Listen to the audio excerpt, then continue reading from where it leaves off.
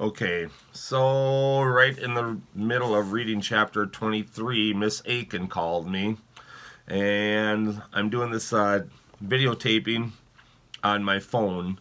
So when she called, it interrupted the taping. So I'm going to continue.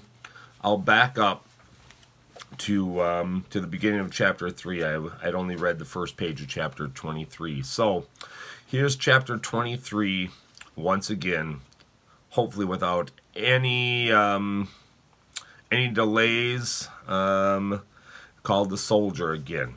So Hideki woke to the rain slapping him in the face. His head was groggy and he couldn't focus his eyes. He ran a hand through his hair and felt something wet and sticky. Blood.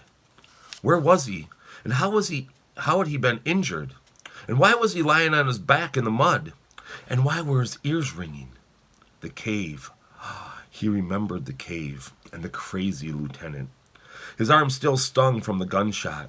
Hideki remembered the air shaft, the flamethrower, and running, and running, and running, and running, and then the soldier, adding the grenade. Hideki propped himself up on his elbows. As his focus returned, he saw the body of the American soldier lying just beyond the pine tree, a few yards away. Hideki's heart hammered in his chest. What?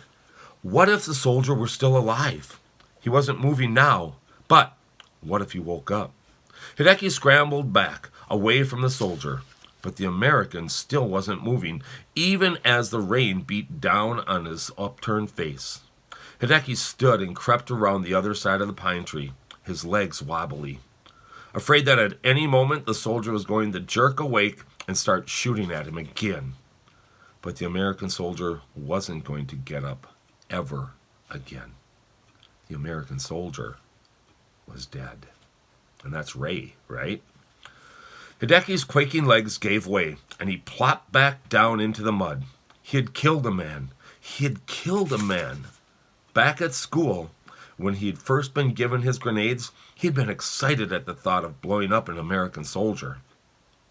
And this one had even shot at him.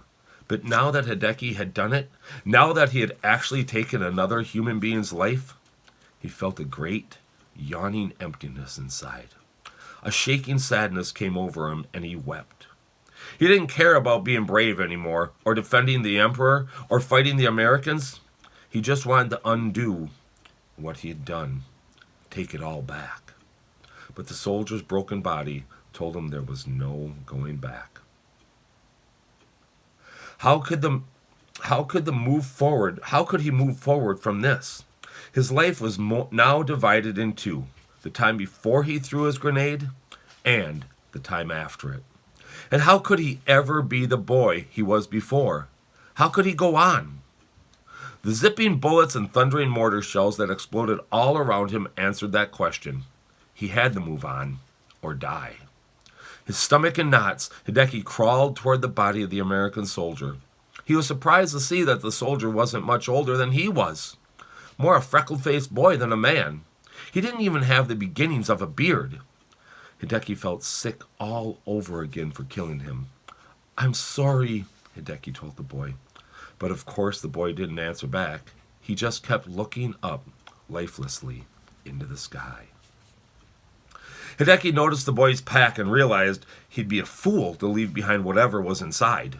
He wrestled the pack from the boy, turning the boy's face down into the mud, hiding the questioning, frightening eyes for good. Hideki was about to steal the dead boy's shoes, too. They looked like they would fit when he caught a flash of movement from the corner of his eye. He spun, panicking, but there was no one there. He turned this way and that. Sure, someone was with him, but all he saw was the driving rain, and all he heard was the hammering of his own heart. Feeling guilty and frightened, Hideki snatched up the American's backpack and ran. And that's the end of the next chapter. What are we at? That was chapter 24, right? Okay, I will post both chapters. The beginning, chapter 23 and the beginning of chapter 24, before we were so Rudely interrupted by Miss Aiken. How dare she call while I'm reading to you guys, huh? Next time you see her, you can mention that to her, huh? All right, Izzy, I hope this made you happy. 2 chapters, 1 day, huh? Take care, everyone. Bye.